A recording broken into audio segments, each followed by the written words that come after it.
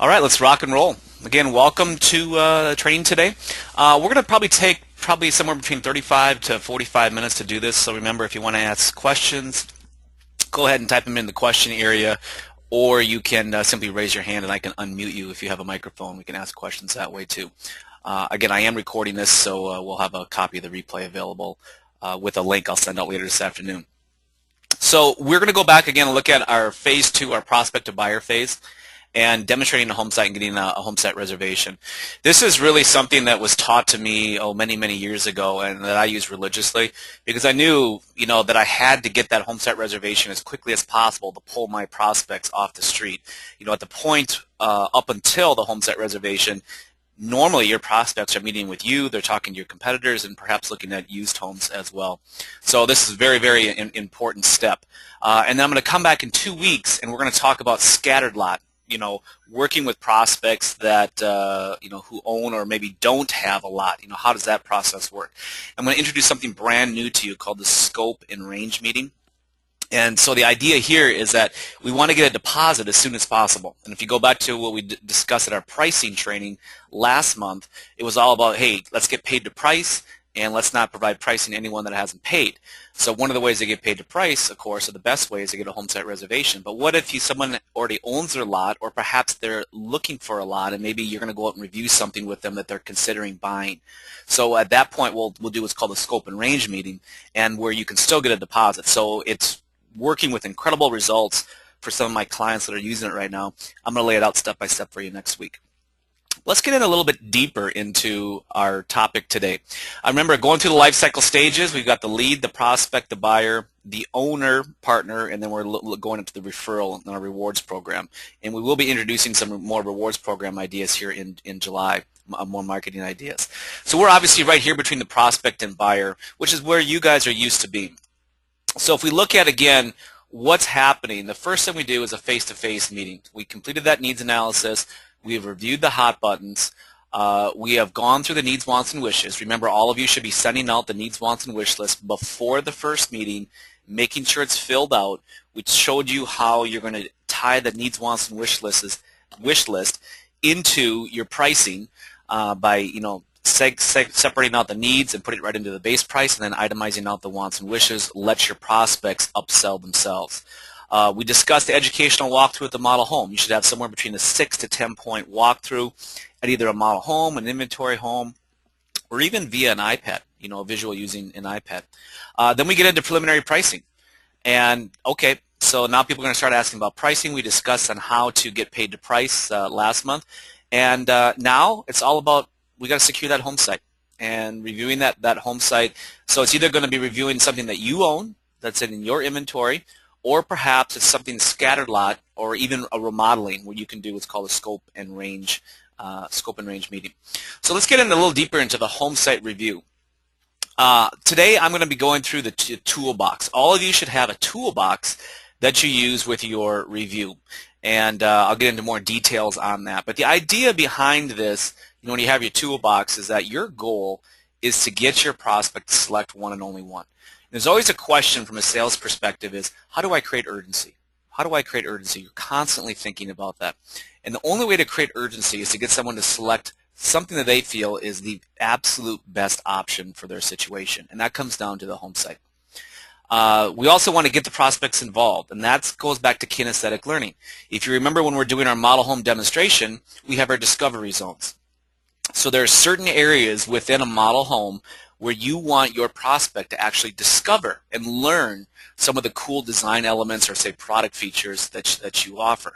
In a great spot, of course, for kinesthetic learning in the model home is the kitchen, opening up cabinets, looking at pull-out drawers or spice racks, or opening up a pantry, walk-in closets, that sort of thing.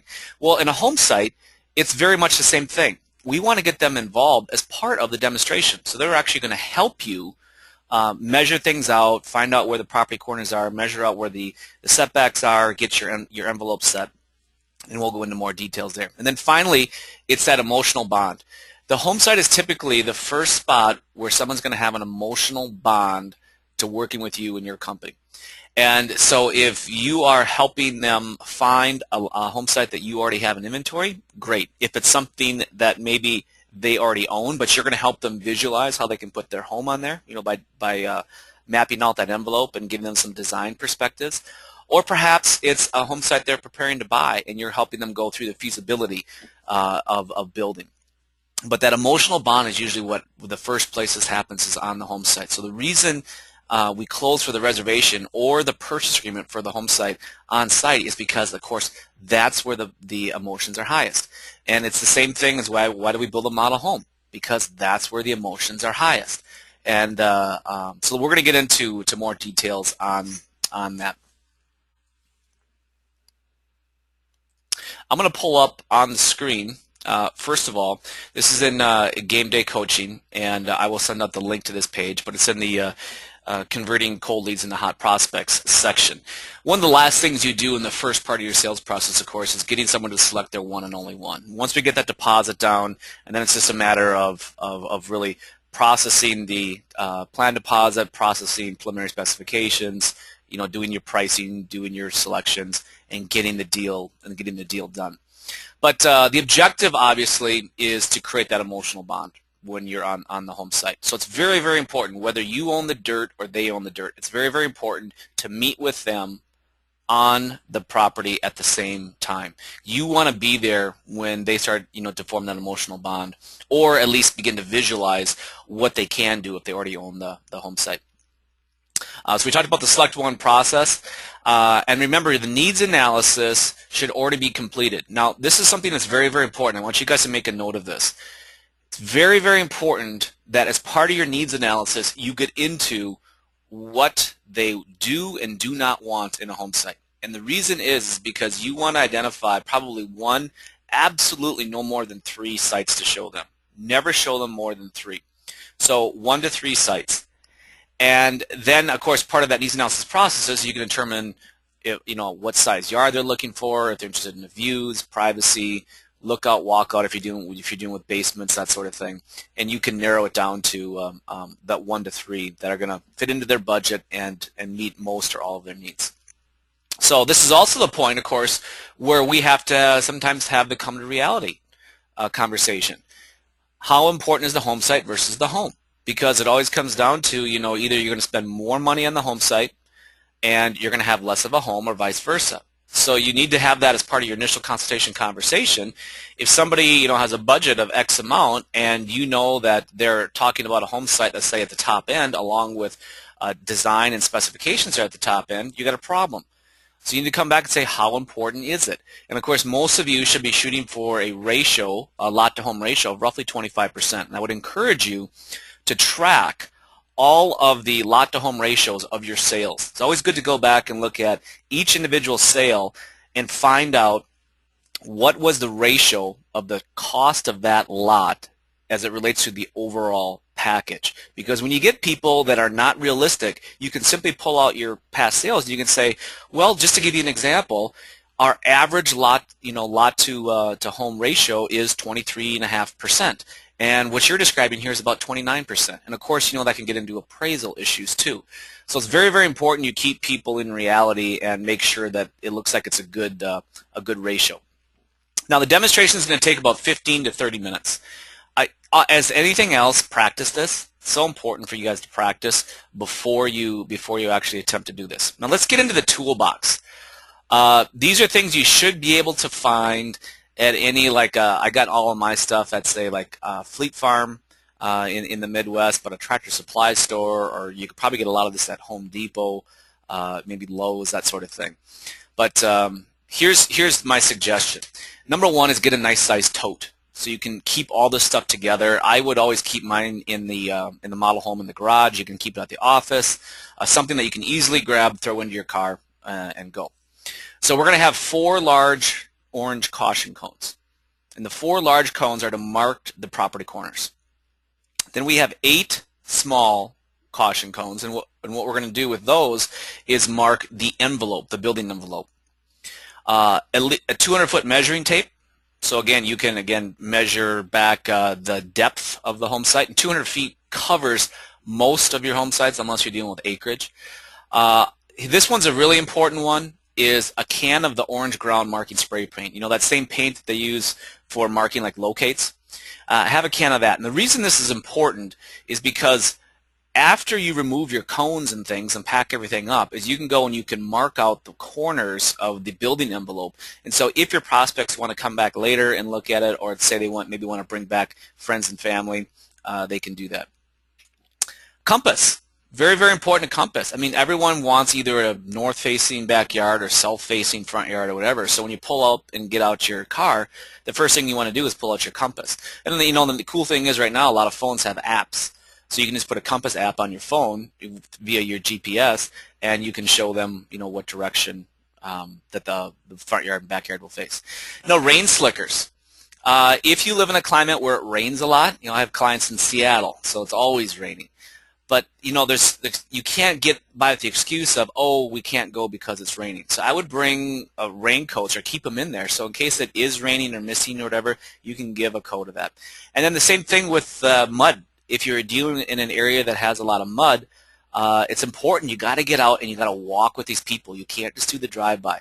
So in this case, you can buy those, like I call them like mud over boots, but I think they're real thin rubber, and you can actually pull them in right over your shoes. So a lot of times you'll see carpenters wearing them, and sometimes even farmers, where they're about 3 inches high. They go right over your shoes. Bug spray. I don't know. I can't tell you how many times I've been out, trying to walk a home site with someone, and the bugs are terrible. And you can get that bug spray today where it smells good. Now, the other thing, of course, is I think Oft just came up with that thing where it's battery operated, and you just clip it on your belt. A lot of people they don't want to put bug spray on because of the smell, but you can get that thing that clips right on your belt to keep the bugs away. But we've literally been picked up and lifted off of a lot trying to look at something in the evening. The laminated plat and grading plan with written front and side yard setbacks. This is if you are selling into your own dirt. So you've already got the home sites there. You have a copy of the plat and the grading plan. You want to laminate them, of course, for a couple of reasons. One, wind, because anytime you bring some paper out there, it's going to blow away. It's going to stay flat. And then also, if you're out there in the rain or the snow, obviously that'll get the paper wet and smear everything. So get something laminated, and then make sure you know your front and side yard setbacks. Now, if you have a preliminary plan that they're looking at, so a lot of you have your own plans, and you might have something they preliminary like, bring that along with you, put it in a plastic sleeve if you've gotten that far. If you have not gotten that far, what you're simply going to do is you're going to show them the total envelope. So the total buildable area within this home site. Now, garden spade, this is kind of fun. I'll get into that a little bit more. And plastic bags, digital camera, obviously just bring your phone so you can take a picture. Your business cards, and a home site reservation form. First and foremost, have that form with you at all times. Now, one note on the form, you should always be delivering the home site reservation form to your prospect before you ever get to this site. So bring a copy along in case they didn't bring it, but always give it to them after the initial meeting. So if you set up the appointment for the home site reservation or home site review, give them the form there, review it with them. It should be about 1 page, maybe 1.5 pages, and tell them, hey, make sure you bring your checkbook, or some of you might take credit cards, and so they can actually reserve it when you look at it. Let's go in here to the process. So we're going to have predetermined demonstration points. I'm going to show you a map here in a second. Remember, you're also going to have feature and benefit statements. One of the things that's very important to do is that if you have your own neighborhood, is that you should have a book with photos, or it should be like a slideshow on a tablet, but should have photos of, say, the rear and front views of all your home sites. And now is a perfect time of the year to do it because everything is green and looking good. When we get into February or March, things are not looking so good. So make sure that you take pictures of all your home sites right now. There's also something that I have in Game Day Coaching called a home site characteristic sheet. And it's where you would go through and look at all of your inventory home sites, and you would create a unique selling feature for each one. Just a little note on pricing for home sites. No home site should be priced the same, because once you price something the same, you lose the ability to create a unique selling proposition. So even if the difference is $100, come up with a reason for that. And the reason can be as subtle as this one has a electrical pedestal on it and this one does not. Because a lot of times home sites might be exactly the same width and depth and size, and there's very little differing characteristics. So just going to get right down to utilities. Okay, so the feature benefit statement, again, will go through if you take your home site characteristics sheet, and your features, of course, are going to be, well, the size. The benefit, obviously, is where you can have a nice yard to play, catch with the kids in, or do that garden, or have that outdoor living space, or build the pool, or whatever it is. Involvement questions, if you remember these from the home site, or excuse me, from the model home demonstration process, your involvement questions, again, your prospect cannot answer that question unless they are emotionally owning your home on that particular home site. So, can you imagine sitting here, on a beautiful summer day and having the kids, playing in the backyard with the other neighborhood kids? I have to visualize that in order to answer that question. That's an emotional involvement question. Alternative of choice. So again, I just want them to make a choice on something, but I don't care what they choose. So I'll give them an either or selection. And then a minor close. Very important on the when you get to the home site demonstration process is that you are doing minor closes when you get to the end. So you want to go back to the needs, their needs analysis. So you mentioned you wanted a large yard. Is this the type of yard that you were envisioning? Is this going to work for you? Yes or no? A little minor close there.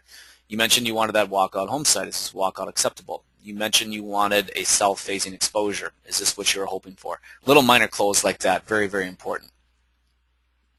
All right, so now I'm going to actually pull up, got a separate map here.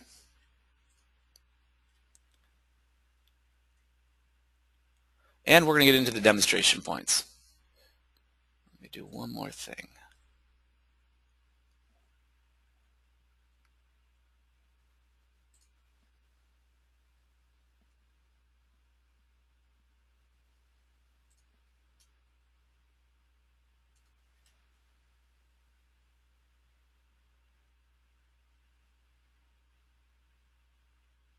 All right, that's probably too small. You guys can't say that, so I'll make it a little bit larger.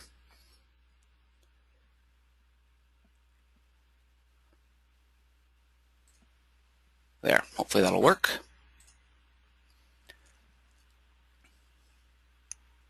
All right, so we're going to get into the actual process. I'm going to keep the map up here on the left-hand side, and then I'm going to go through the demonstration points on the right-hand side. Remember, this document is available for download in Game Day Coaching. So first of all, you're going to have to drive to the site. A lot of times they will be following you. So it's important that you park your car at one of the property corners. So it doesn't matter, where it is, but you're going to park your car at one of the property corners. So it could be in this corner up here. It could be in this corner up here. That'll be used as a visual example. Okay, so the first thing we'll do is we'll show them the boundaries of the property. So we'll go take your 4 large cones out of your tote, and we're going to go to property corner number 1. So that one right here will be right here, property corner number 1. And so we will mark that. Now, we're assuming you've got 2 prospects with you, husband and wife. And what we're going to ask is one person to take the end of the measuring tape and or take the measuring tape itself, you take the end, doesn't really matter. Stay at property corner number 1. And you and the other prospect are going to walk over to property number 2. So in essence, what you're doing is you're stretching out your 200-foot tape. Now, at the same time, what I'm doing with my prospect number 2 is I'm going to give them the laminated plat for this particular site. I'm going to say, okay, well, our front dimensions are, say, 75. And so we'll march out 75 feet. And I'll say, okay, prospect number 1, or Mr. Prospect, let me know when we get to 75 feet. And so we will stretch it across. Now, I don't care if you have a stake marking the corner. Do this process, because this is getting them emotionally involved. You're walking this dirt and going through this process. So this is kinesthetic learning at its finest. So you'll go over and he'll say, oh, 75 feet. Okay, boop, plop down number 2. So we take the end of the tape, we go to plat number 2, and then we ask this person to stay here. And now what we're going to do is we are going to pivot. So we put our property cone down at number 2, and now we're going to pivot. You see, I'm going to follow this line to number 3. Now here's a question for you. Why would I walk diagonally from the front to the back of the property? Why would I walk diagonally? And the answer is simply, that's going to create the largest perception. The home site will feel the largest by walking diagonally. So that's why we're going to go from number 2 over here, and we'll walk diagonally to number 3. So what I'm doing is this person right here is this pivoting. I'm walking with the other prospect, and we're going here. And we're saying, okay, well, how deep is the home site? Well, it's 150. Okay, Mr. Prospect, let us know when we get to 150. And we'll stretch it back here, and I'm going to plop a cone down at number 3. Now what I will do is I will stay here with the prospect number 2. We have prospect number 1 here, and at the same time, we are going to shift. We're both going to shift over here. So this person will go to the corner number 2, and I will go over here with the other prospect, and we will measure this depth, and we'll put a cone there. So now we've got our property corners marked out. Now, at that point, I'm on step number 7 here. I'm going to start building my envelope. And so I'm going to identify the front yard and side yard setbacks. So what I will do is I'll get my 8 small cones right here, and I'm going to go start measuring my front yard setback. Excuse me. So this person will still stay at the property corner, and then what we will do is we'll measure back, your front yard setback. So let's just say it's 30 feet. So we're going to measure back 30 feet. We're going to plop a cone down here. Now, next we will measure the depth of the home.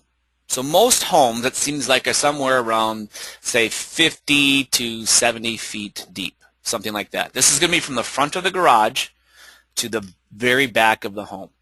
And so let's just say, hey, I don't know, we don't have anything designed yet. Well, then just use your best judgment. In a worst case scenario, you can also measure your rear yard setbacks. You can come here forward, and you can show them the total envelope. But most of the time I see it like from 50 to 70 feet. So I'm going to go back now, and I'm going to say, okay, well, here's my front yard setback at 30. Now I'm going to measure back another 60 feet. So here's going to probably be the back of the home. All right, so now what I'll do is I will shift over, and I'll do the same thing on this side. Here is my front yard setback. Here is my rear yard setback. Now at this point, I'm going to now measure my side yard setbacks. So the side yard setbacks are going to be, let's say you have 10 and 5. Garage side is 10, garage side is 5, house side is 10, something like that. But I'll go in from these cones, and I will measure in 8 feet. I'll put another cone here, another cone here, another cone here, and another cone here. So what I've just done right now is I am on step number 9. I've just created the envelope for the house. Now at this point, what I'm going to do is I'm going to grab my orange marking paint. And so I will take and I'm going to spray like an L at each corner. So what I've done is I have marked off that envelope. So if they want to come back and look at it later, if they want to bring friends, family, neighbors, coworkers, whatever that may be, and show them where their house is going to be built, that's going to last for a few days. Okay, so now we're on step number 10, getting into the meat and potatoes. So what we're going to do is painting the picture of that home and lifestyle. So now you're going to go back and dig into your needs analysis, find out about all the hot buttons, the things that they can't do at their current home, but they want to be able to do at their new home. So imagine now is that you're going to do more or less a virtual walkthrough of the home from the envelope here. So the virtual walkthrough is going to say, okay, well, your garage is going to be at this point because you guys don't know what side the garage is going to go on. How does this work for you? Go back in and say approximately where the kitchen is going to be. All right, so here's the view from your kitchen. How does this work for you? This will be the view from the great room. This is what you were hoping for. See, this is where the minor closing starts. So I'm going to walk them through the whole thing. Now, I've had some builders that have gone to the extent where they've actually brought out a step ladder. Let people get on the step ladder to kind of better emulate about, where the main floor is going to be because of your hold downs and things on your home site. I've never done it, but you know what? If you think that's going to help you, by all means, do it. So I'll just walk them through the whole home. Now, also, we'll go into the backyard. And so I'll say, well, here's about the back of the home. So let's take a look at the backyard. You mentioned you want to have that play system for the kids. Could you put it over here? Would this be a good spot for you? Oh, sure, that would work. Okay, and are you happy with the overall size? Because they'll be able to see the cones now, and from the property corners back to the rear of the home. Oh yeah, this is great size. This should work wonderful. Or I was hoping for a little bit bigger. Oh, okay, let me make a note of that. Because you are going to get some objections here. Now, after this, what I do is I will say, okay, Mr. and Mrs. Prospect, I'm going to go ahead and I'm going to pick up stuff you guys go ahead and sit here and you can talk about things a little bit. And so I'm on item number 11. And what I'll do is I'll go put all my stuff back in the tote, and then I'm going to take my phone and I'm going to snap a picture of them while they're on the home site. Now, what I'm going to do is I'm going to email that to them later on, with a congratulatory note. And if you get the I want to think about it and you can't get through the objection, you'll say, well, here's something to think about, and I think you guys look great on this home site. But it's kind of a fun little thing to do, and oftentimes I will do it. They will never realize I'm taking the picture because they're in the backyard talking or what have you. Now, number 12 might be a little hokey, but you know what? I'm into hokey, so I put it in here. There's a close. You guys have all probably heard of the puppy dog close, but just in case you haven't, I will mention it here. Puppy dog close works like this. You're out at the mall with the kids, and the kids want to go into the pet store. And so you go into the pet store, and of course, what do the kids ask for? Oh, mommy, daddy, can we get one? Can we get one? And no, we can't. And so then at this point, the salesperson comes up and says, well, sir or ma'am, we do have a policy where you can buy one of the pets here. You can take them home for a week, and if you don't like them, you can bring them back. Get your money back, no questions asked. And so then the kids say, oh, please, Mom, please. If it doesn't work out, we can bring them back. And so Mom or Dad reluctantly say, oh, all right, And next thing you know, you got a puppy, a kitty, or a hamster, or bird, or something else going home with you. And of course, what does the pet store know? The pet store knows is that the dog or cat or whatever is going to come home with you, and the first thing you're going to do is you're going to name it, or the kids are going to name it.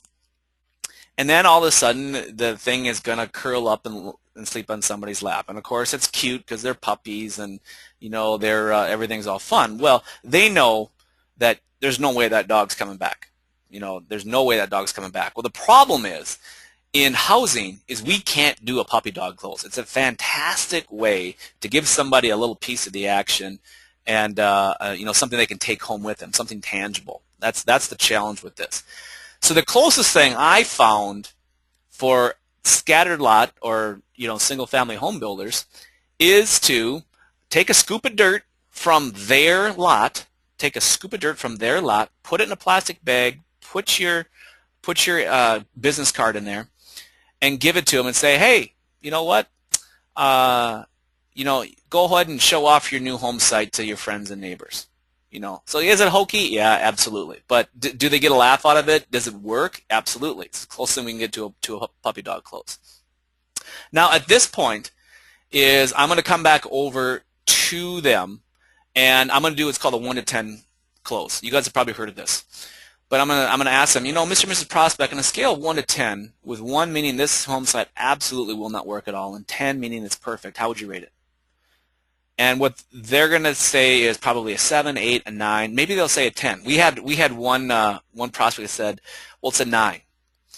And so your follow-up is, what would it take to make it a 10? And so at that point, they're going to give you their objections. Well, this, that, or the other thing. And you can deal with those objections. But give you an example, one prospect we were working with, we asked them, well, what would it take to make it a 10? And they said, put my house on it. So I mean, like, boom, done deal. We got the reservation, and we were off and running. So that's a great way to sort of wrap up this meeting. Now, of course, what if they say a 7? What would it take to make it a 10? Well, this, that, other thing. And now I can get into other objection techniques, and I can work through it.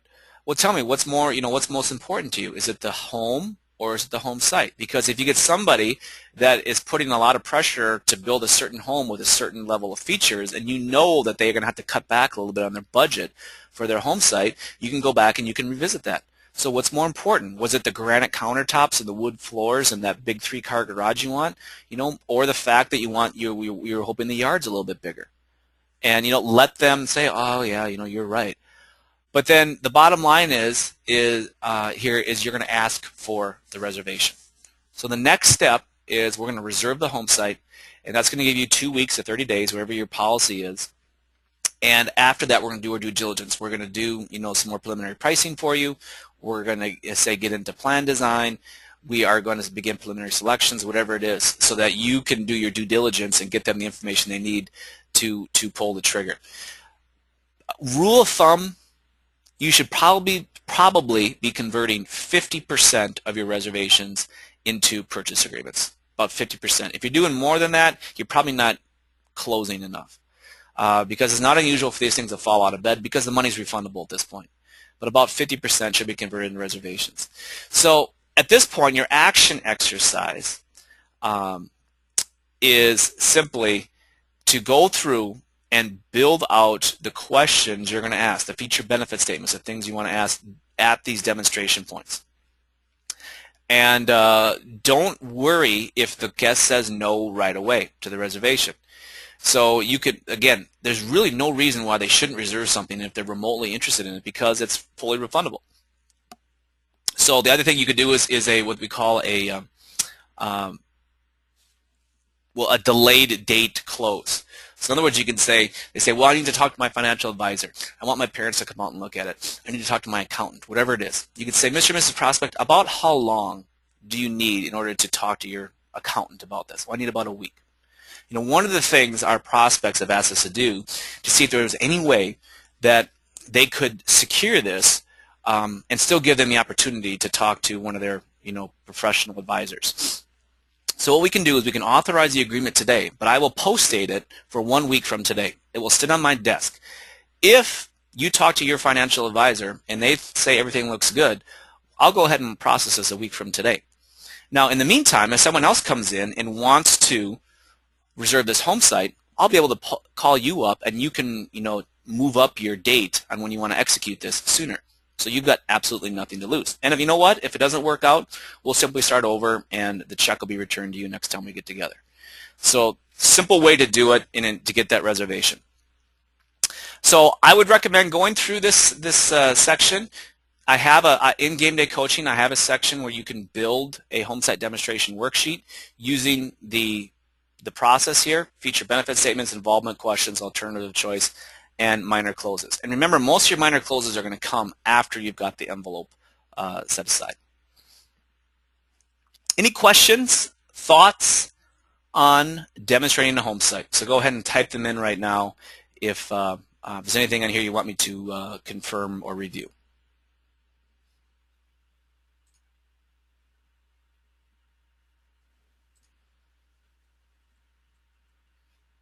All right, I see and hear none.